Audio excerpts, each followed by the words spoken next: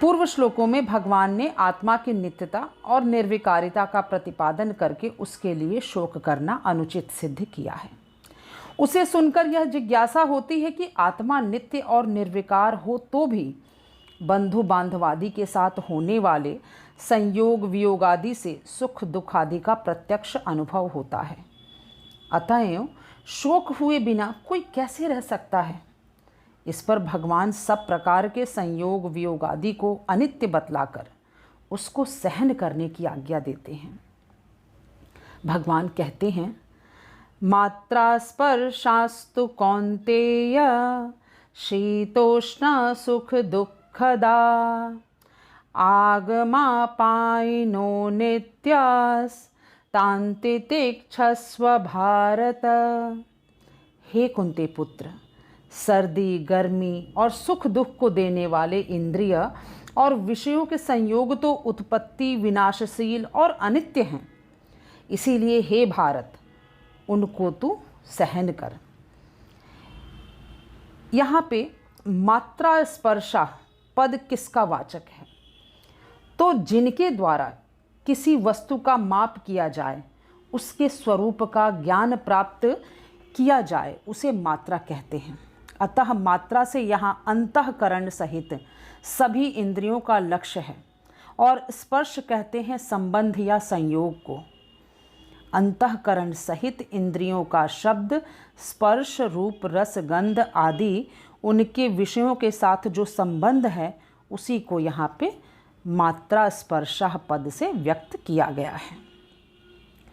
और उन सब को शीतोष्ण सुख दुःखदा कहने का आखिर अभिप्राय क्या है इस श्लोक में, जैसा कि हमने पढ़ा है। तो शीत उष्ण और सुख दुख शब्द यहाँ सभी द्वंद्वों के उपलक्षण हैं।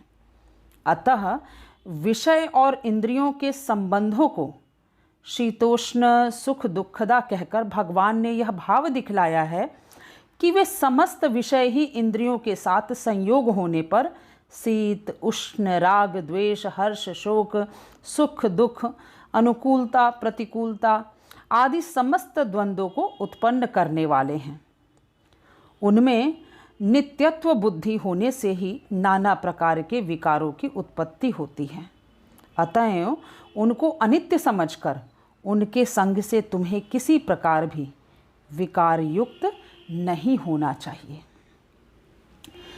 यहाँ पे एक और प्रश्न उठता है कि इंद्रियों के साथ विषयों के संयोग को उत्पत्ति विनाशशील और अनित्य कहकर अर्जुन को उन्हें सहन करने की आज्ञा देने का क्या अभिप्राय है भगवान का।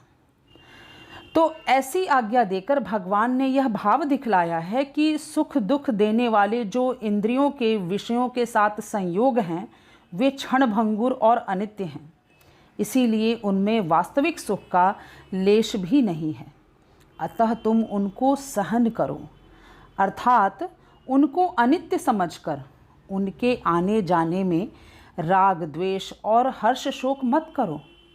बंधु बांधवों का संयोग भी इसी में आ जाता है, क्योंकि अंतःकरण और इंद्रियों के द्वारा ही अन्य विषयों की भांति उनके साथ संयोग वियोग होता है।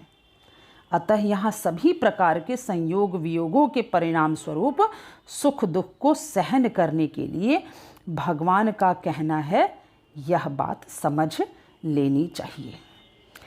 तो आप सभी को जय श्री कृष्णा, हरिओम, हर हर महादेव। आज यहीं विश्राम देती हूँ। आज मैंने आप सभी के समक्ष श्रीमद् भगवद गीता के दूसरे अध्याय के 14वें श्लोक का संपूर्ण विश्लेषण प्रस्तुत किया।